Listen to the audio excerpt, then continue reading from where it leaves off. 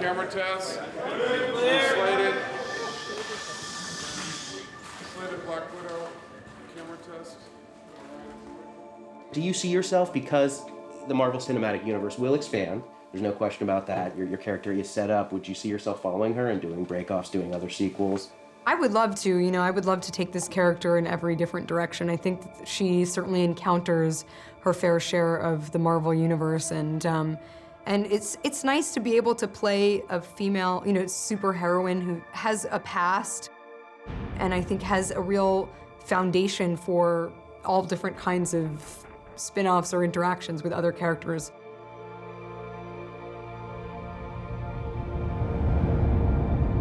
The length is okay. I think it's we may have to scale down a little bit.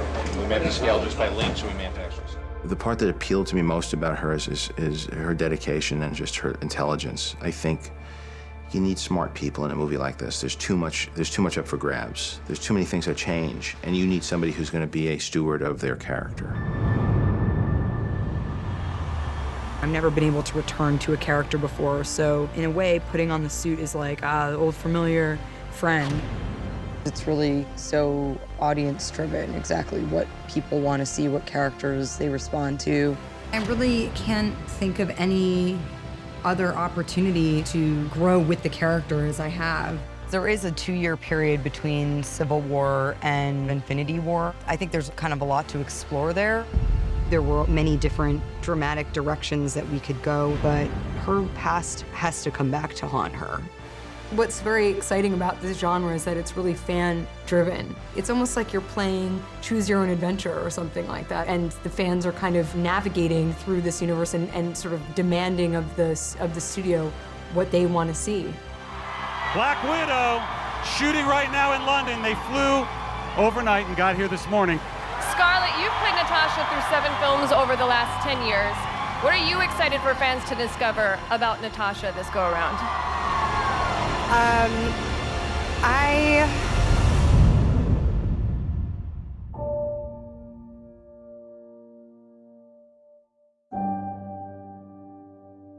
As a film fan, I look at how do you take these iconic characters and humanize them even more?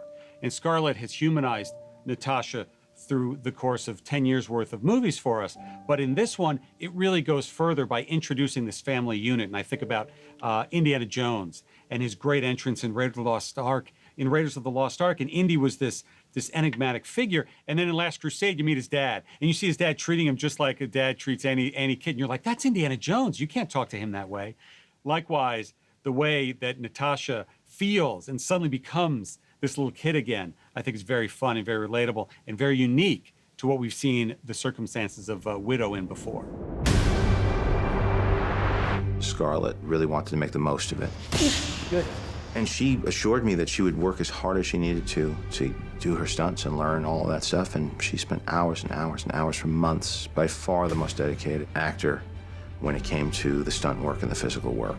Giving away the secrets here. The fight choreography, we combined a lot of different fighting styles, and she was game for learning it all. The biggest one was Lucha Libre, which seemed silly to me when they had first mentioned it. But when you see the acrobatic moves and the swinging around and the flips and the turns and the holds, when you see a woman doing it in the Black Widow costume, it has a much different effect. There's a freshness to it, and it really felt right when you saw it choreographed properly. So you really believe that as she's moving through this hallway full of these guards, that she's able to do her flips and turns and grabs. It was pretty inspired. Really tough. It's 10 years. Little chicken ass. Training in general, I mean, I feel like these 10 years I've just been kind of working up to this point. I felt really capable, which is great. When I first got the role, I remember I went to go and meet Kevin Feige, and I was a little bit anxious about how much you have to do. Like, I don't know what's involved in these films, and I also know that every single time I've seen one, there are these essential, like, athlete actors just running through the screen all the time. And I didn't know if that was required or enforced or whatever. And so I asked him, I was like, what's the deal? Like, do you guys make me into what I need to be, or is that kind of, and he goes, no, it's totally up to you. And so with that, I kind of felt nicely relaxed, because my favorite thing is getting in there and doing stunts. From the moment I could, I just went to the warehouse, and all these amazing stunties were just there to teach you any one of their crafts. Ready? Yeah. I found that fascinating. And yeah, I tried to do as much as I could. James, the stunt coordinator, makes it a lot of fun. He would always just say, you know, just have fun, have fun. You're about to do something incredibly violent and vicious, but he'd just say, have fun. The stunt person is like a dance partner. They just make you look good.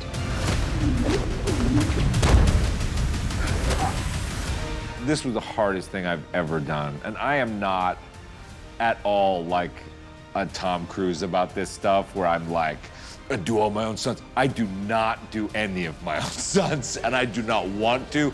Put the guy in. He does it better than me. Please, I will go sit and hang out and have a croissant. Try. I love the teeth. I love the teeth. That's cool. I know.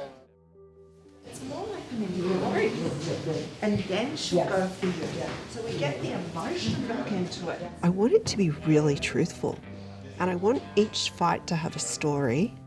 So for me, it was like we would choreograph fights, but we would also be choreographing dramatic moments between the characters of trust or revenge or different feelings that they might have. I think we were all looking for those moments.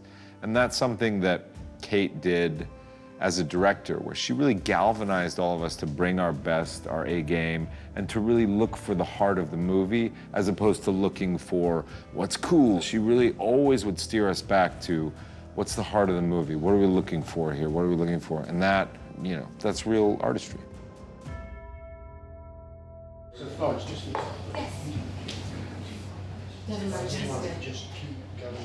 For me, that opening fight sequence was scary. It was our first weekend to shoot, and I hadn't really hung out with Scarlett that much before.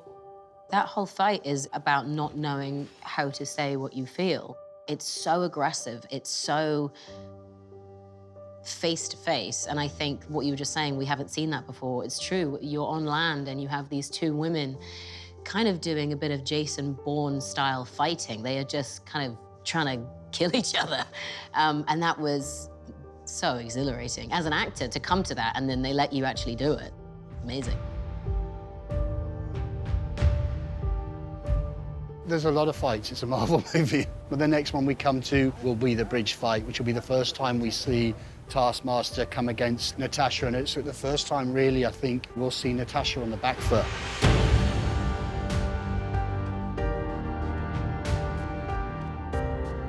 Kevin always said to me, we know she's going to survive it, but we have to think at times how.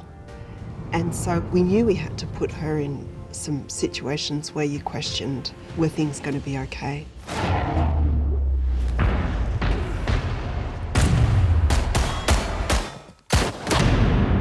Taskmaster is an interesting one because we've done a little bit to make the character different than the comics for our cinematic experience. Say hello. Who says Taskmaster has to be a man? We had been talking about this reference that Loki makes in Avengers about the horrible things Natasha's done in her past. Can you wipe out that much red? Dracov's daughter? It was very important to Kevin that we shed a little bit of light on that mystery. It's incredibly redemptive for Natasha because, in a way, she can save this person that she thought she'd murdered. What the film speaks about a lot is lack of control, that these young women didn't have control over their lives or their bodies, and Taskmaster is like the living embodiment of that, someone who's completely programmed and has no say in any of her actions. The Taskmaster was one of the first costumes I worked on.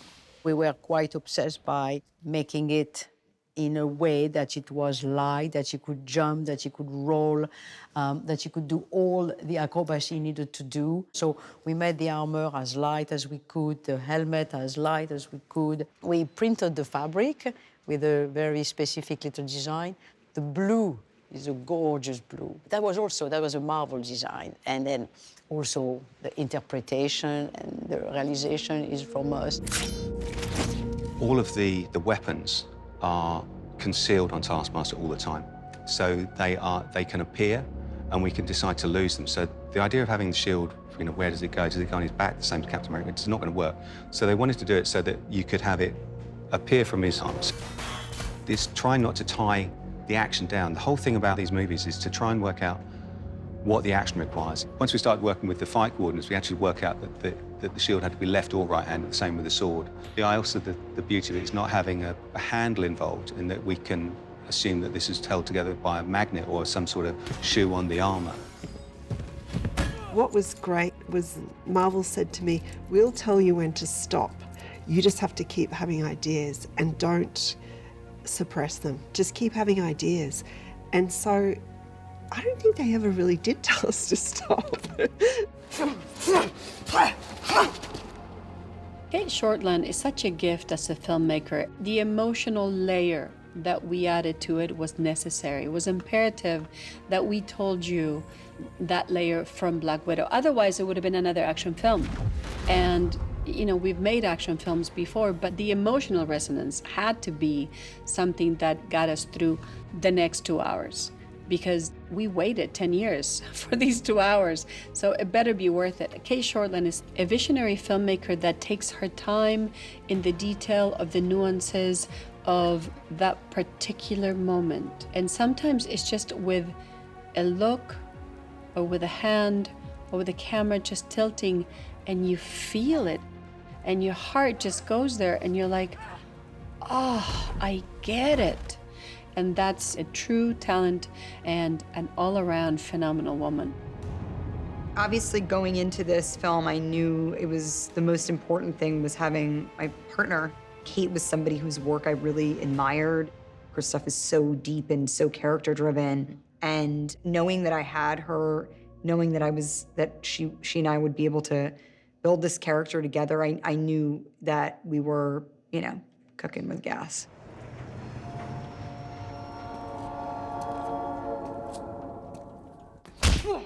For me, the most important scene for her was at the beginning of the first Avengers, where she fights these Russians in a warehouse in a tight, beautiful black dress.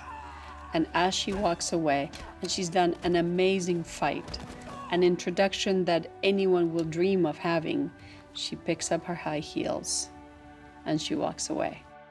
The ultimate female badass.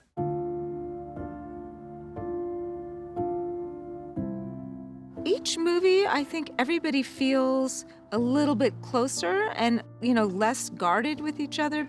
I mean, I've seen Avengers, you know, start their families, and I've seen, you know, from Scarlett even being pregnant on Avengers 2. It's crazy. So we've all been together a long time now, and I think we trust each other, and we know that we have everybody's best interest at heart. Scarlett was a producer on the film, so she knew that she also had to drive production and she had to keep people's spirits up. It was almost too good where I was wondering where the other shoe was going to drop, you know? Like, is it really, can it be this good that, like, biggest movie star in the world is actually a really nice person who's completely dedicated to the movie and trying to make it better at all times? And also, when you see her turn it on, everything changes. What you taught me kept me alive. I think Scarlett portrays Black Widow in a way that she's obviously extremely strong and powerful and can fight and can outwit everybody, but she's also has a heart and an emotional life, and she's vulnerable and she wants and she needs. Scarlett's been playing the character obviously now for a decade, so she's grown up with Natasha Romanoff and she knows her inside out. I really feel that when I'm playing opposite her. It's a character that has many, many layers. She's deeply committed. She is Natasha. She is Natasha. She created that character. And the minute that she walks on set, she is Natasha. I remember her daughter came to set one day and I was like, what does she think you do? And she goes, oh, you know, fight baddies for a living. And I was like, but that is what you do. That's what you've been the face of for so long, the only woman that has been at the front of it. And slowly, you know, there's more coming, and that's a wicked thing to be part of this new search for more stories about women in this world, outside of this world, as you were just saying, the era of feminism and finding women to tell interesting stories. And she's been, I suppose, doing it for a very long time. 5, 6, 7.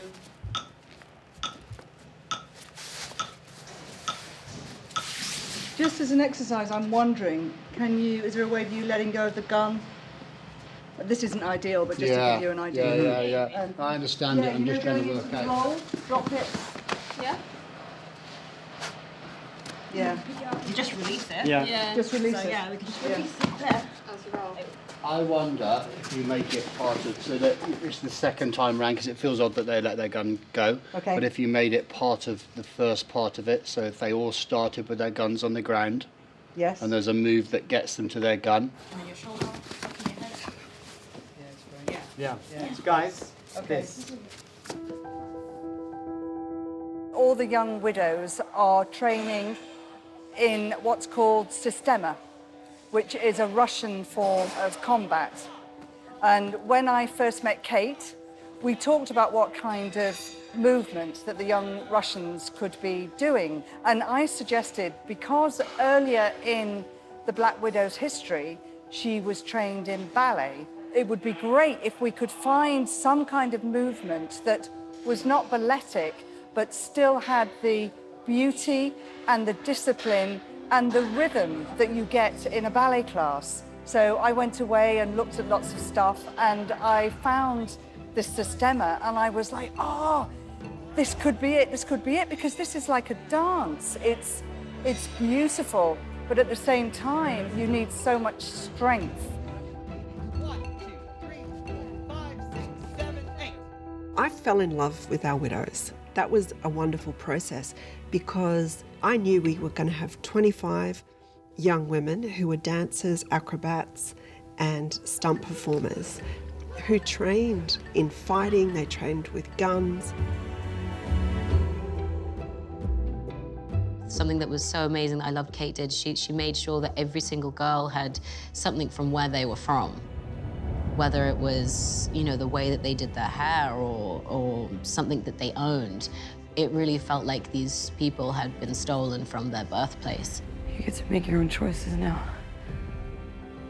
It's only when they escape and when they leave that maybe they realize how twisted it all is. Even though throughout this movie they're presented as this kind of antagonistic force, it was important that we kind of show why they were the way they were. That, like Natasha, they too have a shot at redemption. It's not really what people make you, like you can still decide how you want to live your life. You know, this is the first piece of clothing I've ever bought for myself. That? Yeah, you don't like it? Was that like an army surplus or? Okay, it has a lot of pockets. But I use them all the time, and I made some of my own modifications. Well, Yeah. never. Shut up. The point is, I've never had control over my own life before, and now I do. I want to do things. I like your vest. God, I knew it. I knew you did. It's so cool, right? It's good. In the comics, Yelena is another widow who trained in the Red Room. And in the comics, she's more of a competitor to Natasha. But what we've created is that Yelena and Natasha were children together. They were part of a spy family. Florence Pugh plays Yelena, and her character, you know, she is the next generation of widows in a way. When she comes out of that widow program, you know, she's never had any sense of like independence. She wants, you know, to write her own story. One of the coolest things about playing Yelena is just how complex and broken she is for someone who is so sure of what she does. She knows exactly how to function in the things that she's been trained in. but she has no clue how to live as a human. She's a bit of a kid, but she's a lethal weapon. She has this murky side to her life that she has no idea what it's about, and she's having to now discover who she is. To him, we are just things. Weapons with no face that he can just throw away. Because there is always more. Her and Natasha, I think, both have that. This constant not knowing of where they come from, and this constant need to figure out where they came from and who they are. I mean, that's what Natasha's always looking for, is a sense of family and a sense of home. And it's because of their history. No! You do this with the hip flip, and you do it when you're fighting. It's like a fighting pose. When I came on to the film, I spoke to Kevin about actors, and Florence Pugh was one of the first people I spoke about because I'd seen Lady Macbeth. And she and Scarlett as a team are unstoppable. Florence, I adore her as not only as an extraordinary actress, but also just as a human being. I mean, I remember there's a little scene in it where I think I hugged the two of them in this really ridiculous way. I'm like, I love you so much.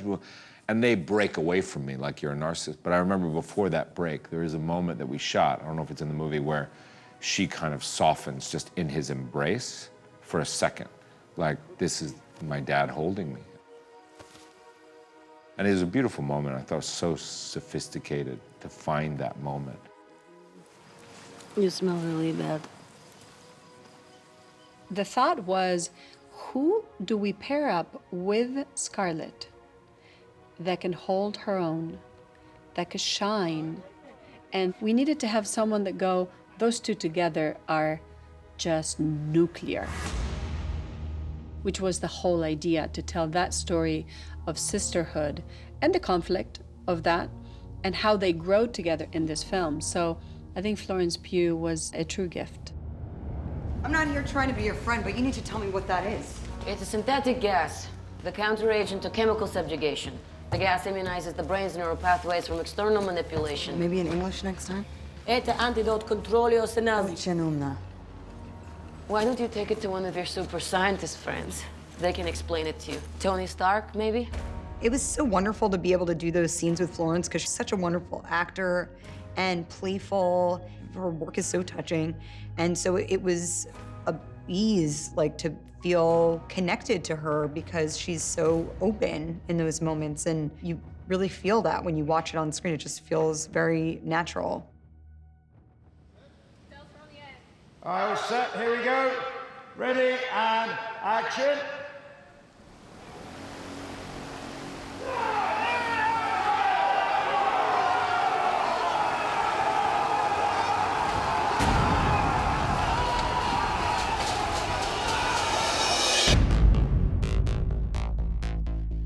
The Gulag set, we decided very early on that this would be very remote, in this sort of snowy wilderness, I suppose.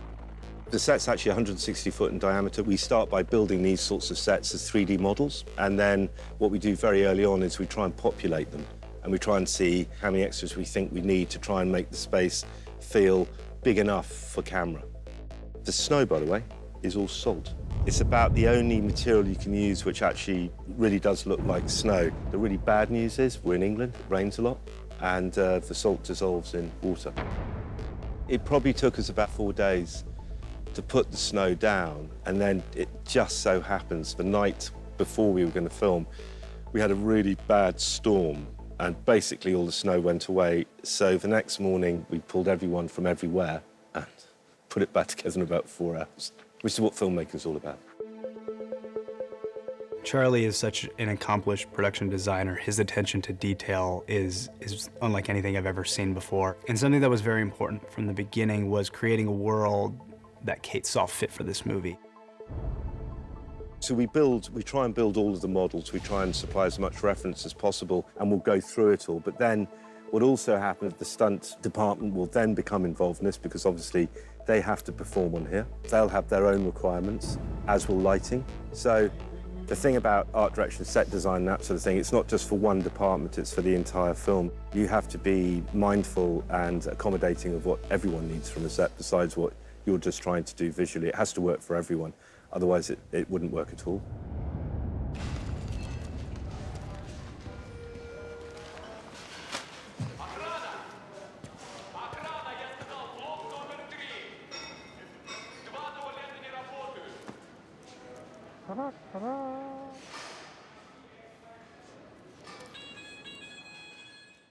The Red Guardian, he's the most insecure character in the film.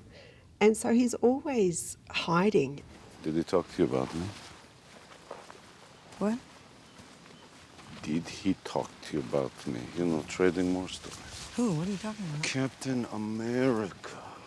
When it first came to me, Kate sat me down and started telling me about the script, because they don't, you know, let you see a script in these things, which I understand is also top secret. But she started pitching me this idea of this guy, and I think the first thing she talked about was, you know, this scene in a prison, and he has this strength, and he's this like beastly guy, and I was like envisioning this kind of gangster movie and all this stuff, and I was like, oh, this is great, and I kind of project where he's gonna go, and then she said, and he desperately wants to be liked.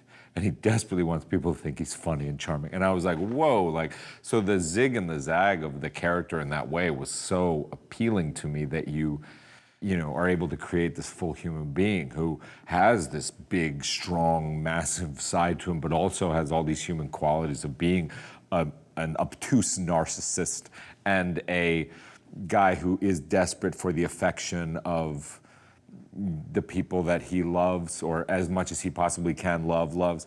He's a very complicated guy. So when she pitches to me, I was like, wow, this is really exciting. It still fits. It is easier for a designer when you know the behind of the character, because you can project that in the costume. Even when you design a superhero, like when I started designing the Red Guardian, I knew that he wanted to be like Captain America. I knew that it was a guy who was always trying too hard to be somebody. I knew that his personality was a little bit overdone, bigger than life. So I project that in the design.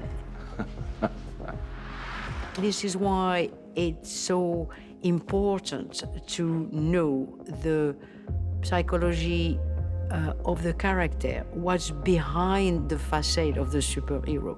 It helps tremendously for the design. Jenny has such a great backstory just in terms of everything that she's done before. She's come from the 007 world, which is a little bit more grounded. She's also done Harry Potter's, and to be able to kind of strike that balance is something that we were looking for. Everything that you see here is made in our workroom. All the leather, all the rubber beads, all the costumes here is made by people here. For the first time, we are going to have a white costume for our Black Widow. Hey, girl, look at you. Day one, White Widow. Look good. You look good. The original idea was that when they fight in the snow, they are wearing white uniform because it's the color of the snow. So that was the start of an idea.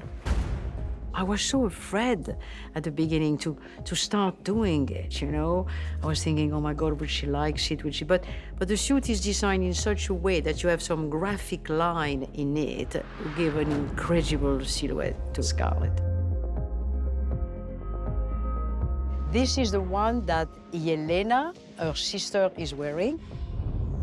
It's more functional. It was based on a more sportive idea.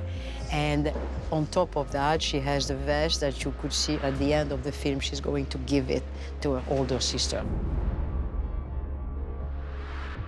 What we are using for fabric is actually a double jersey, very strong, and we print on them a design which is different. And that gives us the possibility of having something very original and being able to use any source of fabric which is necessary for the elasticity and the comfort of the suits. Scarlett and I both have White Widow suits, which is very cool. I can move in it, I can fight in it, which isn't the same for lots of the superhero suits. They're usually, you know, there to look amazing. So it was really cool to be in a suit that was made for function and completely summed up exactly what Yelena is about. She just puts the clothes on and then fights. I think it's never finished. I think for me, the costume is finished when they are shooting on it, when the first take is done, and I think, haha, it works. This is the moment where I think that my job is finished. But I think till that moment, you are never finished. There's so many great characters that we needed to design for this. And one thing that's interesting about Marvel Studios is we have our in-house visual development team, led by Andy Park, who headed the development of the costumes and everything. And what was so great about Jani is her collaboration with Andy, is that they formed a great partnership in ultimately bringing these characters to life.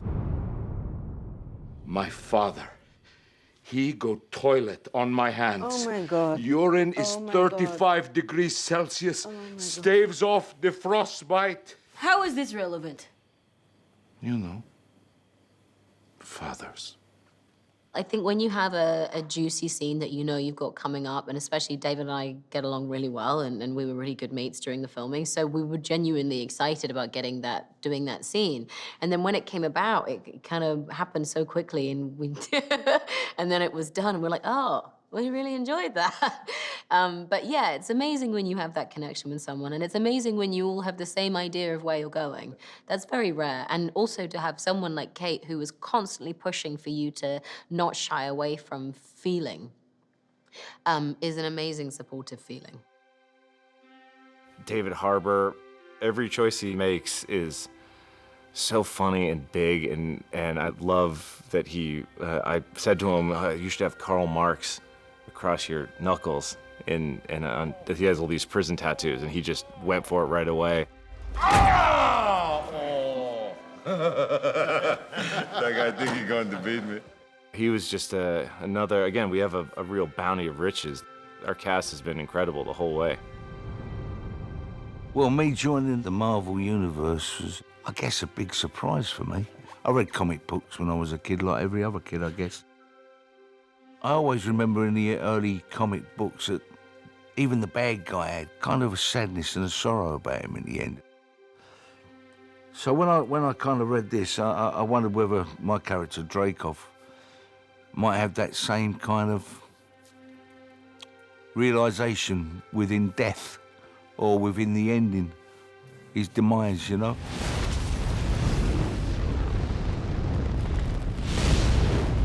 It's amazing. Like, it's full-on amazing to think I might be part of something as big and important to so many people as the MCU. Forgot to say sorry.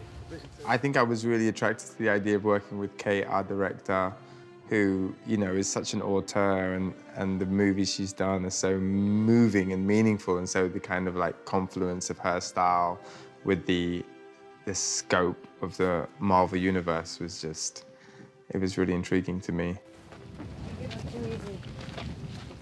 Let him go. What was really interesting for me actually was getting to spend some time with William Hurt.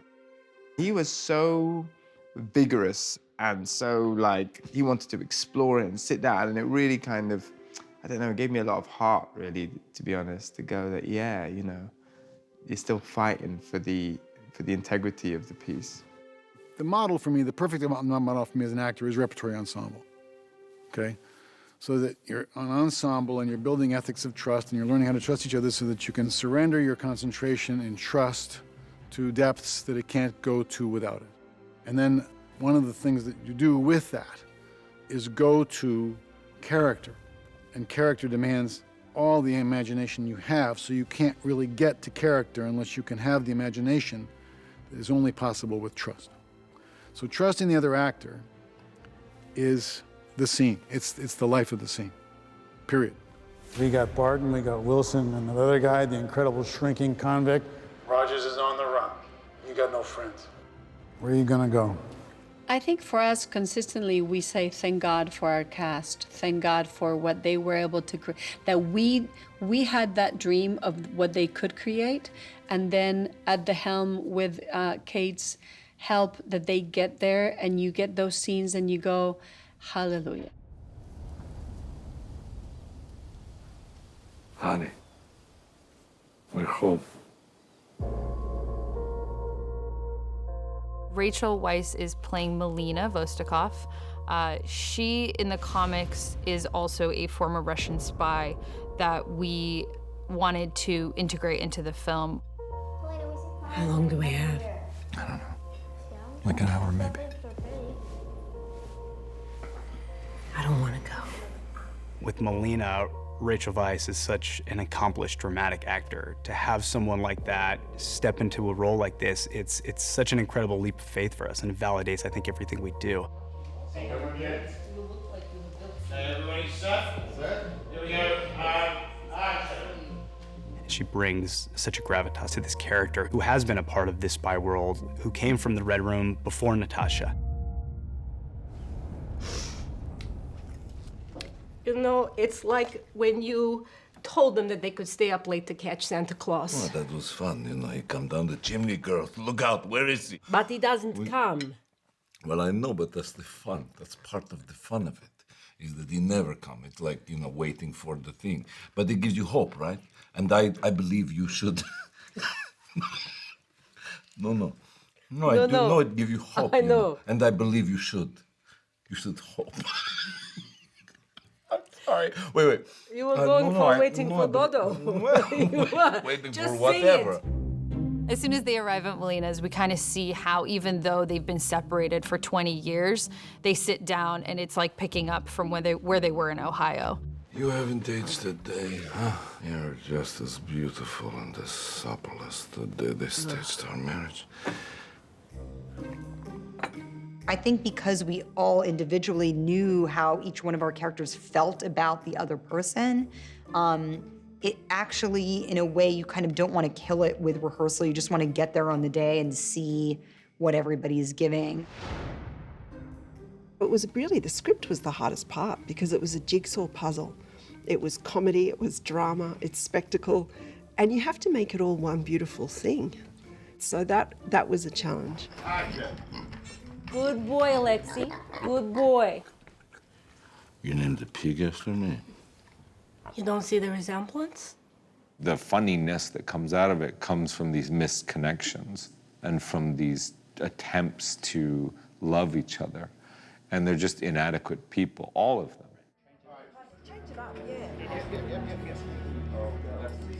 Can you go to your right further? Right.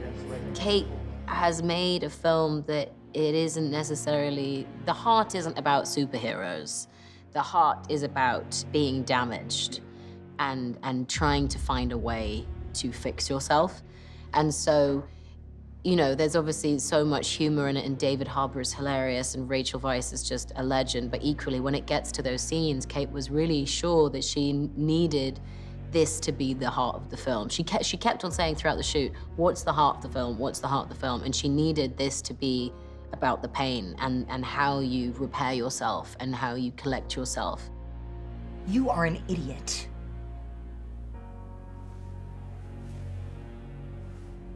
And you're a coward. You're a coward. And our family was never real, so there's nothing to hold on to.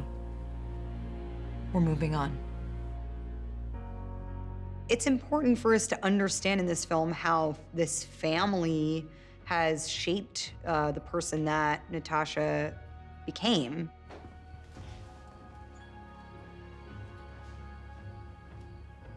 I'm sorry. Why she is so guarded and why she wears many faces and puts on the masks. She's been deeply hurt by the people who meant the most to her, and the result is kind of what you see is what you get. You got some nerve, I'll give you that. You could use some of that right now.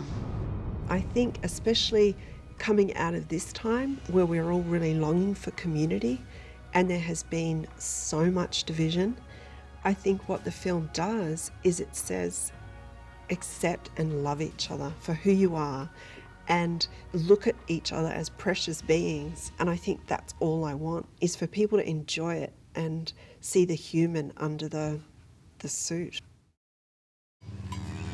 Right, this is a security issue, Barry. Barry, this is security. I know. Come on. So, this is my 23rd movie at Marvel. I've been all around the world. This is absolutely the biggest security threat we've ever faced. These guys right here.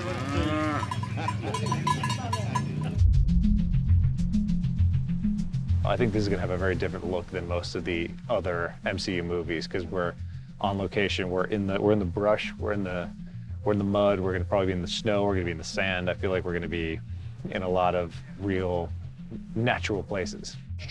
Left hand. Left pocket is the best one for us. And then let's do a pre-wet. Yeah. So she's really like, she probably won't have to act that. She's like, okay, she's like, she fell in icy cold water. And then she's hot and she's like, okay, yeah. Shout out if I'm overacting. Just no, overact. Okay. Yeah. That'll make me look guys, what we'll do, we'll pre-wet and everything just by the water's edge. So mean. Are you sending her in first? Yeah, always. We talked about.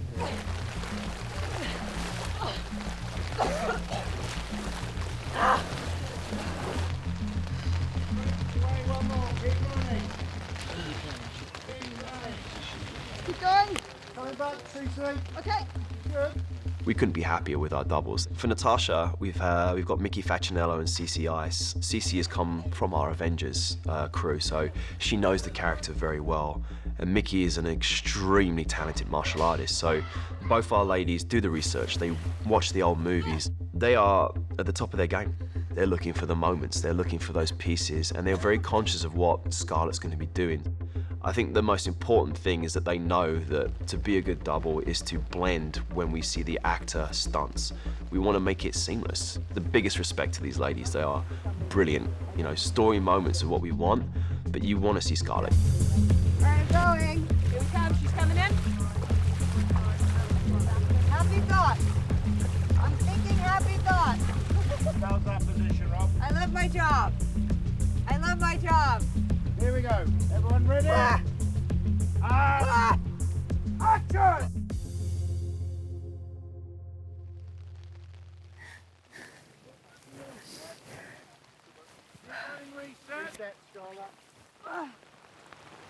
It's still cold.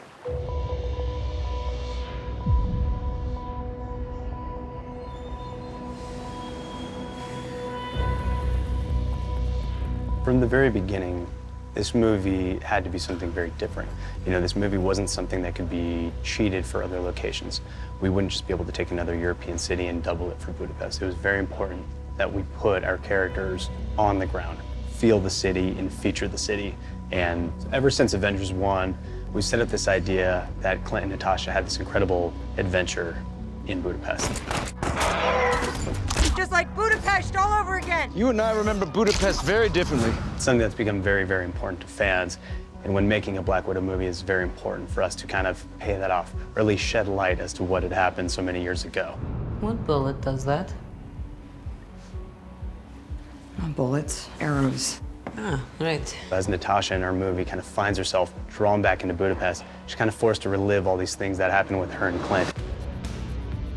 It started out so funnily as this thing that, you know, Joss Whedon threw in there as this great sort of quippy moment between Hawkeye and Black Widow. You know, that's Clint and Natasha right there, their kind of history. Just a fun little Easter egg for people and for fans to kind of theorize about. And then we thought, all right, we got to find out what happened in Budapest. Tell me what happened. Tell me exactly. We rigged bombs. Who's we? Clint Barton. Killing Dreykov was the final step in my defection to S.H.I.E.L.D. Simple as that.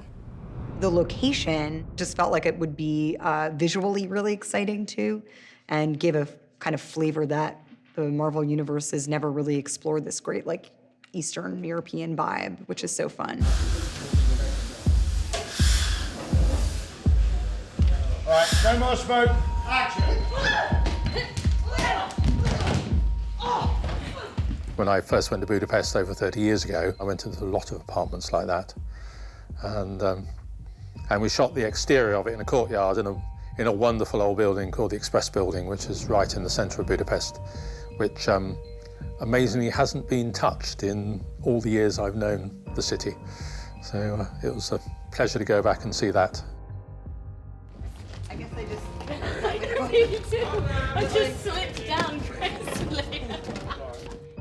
It was very nice on this film to actually see it as Budapest. As I say, in all the times I've been there, we've always turned it into East Berlin or Paris or Rome or somewhere else. But, you know, just for a change, it was Budapest as Budapest and celebrated as such.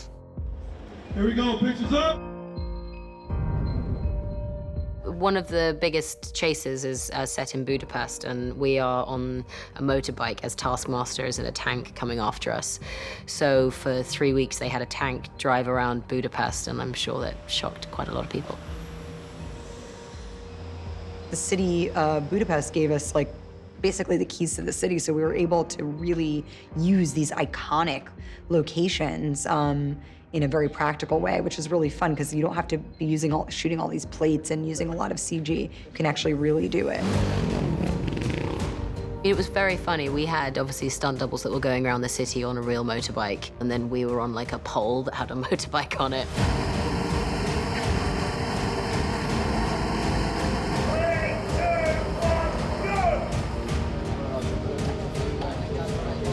That chases so many things, as it normally is. Some of it is us being pulled by a camera on this rig. Hey! That car flipping stuff was all on this weird track. And then a lot of it is also practical.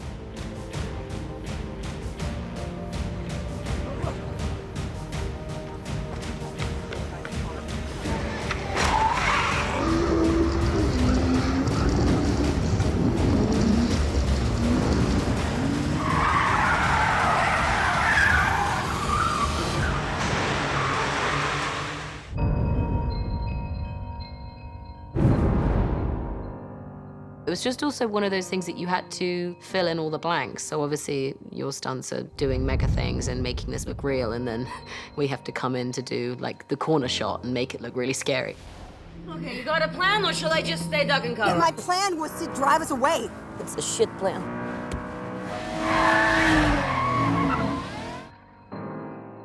I always find that part of filmmaking fascinating. It was a lot of fun, and it starts the film on that energy straight away. It excels and basically moves the entire storyline into the main part of the film. And it's just one car chase. It's unbelievable.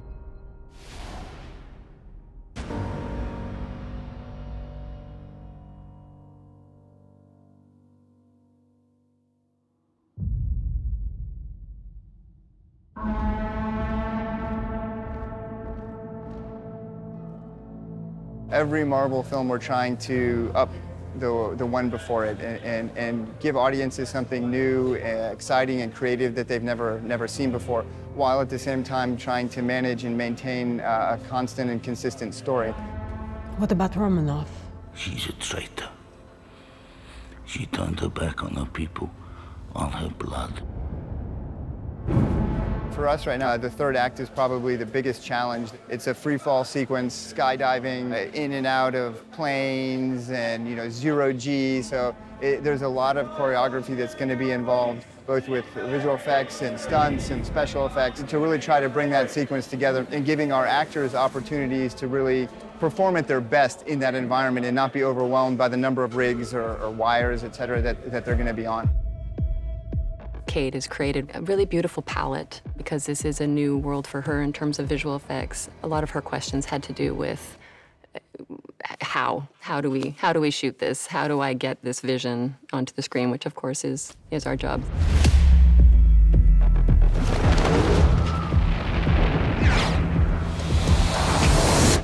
So we had lots of early pre-conversations about like how we shoot visual effects, whether it's set extensions or just A over B comps, and showing her what we can bring to her movie.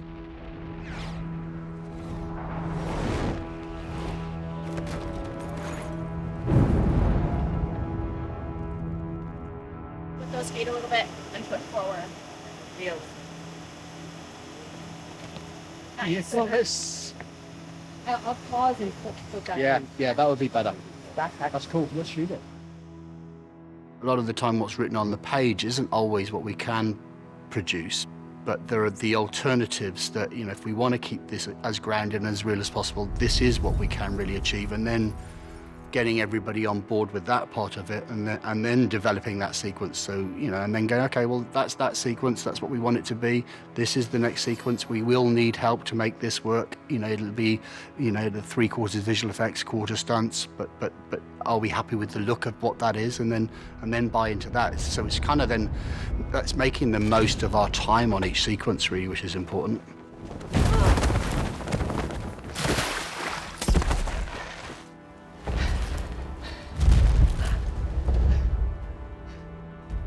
If you don't know what's happening, that is the biggest compliment that you can give a visual effects team. If you're so into the story that you don't question, how did they do that? You don't, because why? Because you're like afraid that they're not gonna make it. Or you're so excited that you're like, oh my God. If that's happening to you as an audience, every single visual effects artist around the world, like the whatever 5,000 people that worked on this movie, everybody will be grateful.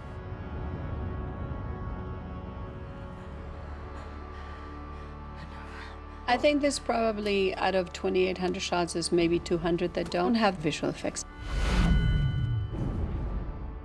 There's a lot of work in there, a lot of it you know, and you realize it's happening because it will be not safe to do it that way. So then you know it's happening, but there's so much more that is happening that you have no idea. What better joy to have as a filmmaker or as an artist that we can have to create worlds or to create moments that you don't even know it's happening, but you can actually gift that to the audience. I mean, I think to me, that's a dream come true. In every movie we make, in every streaming show we do, we have a chance to tell a story that on paper feels or seems impossible, and then you allow the artistry of visual effects artists around the world, and they come in and they just make it work for you. Pull back with the girls. Florence, Where do you want me to stand? I want you to cheat and go through more widows. Come through more widows. Cheat it.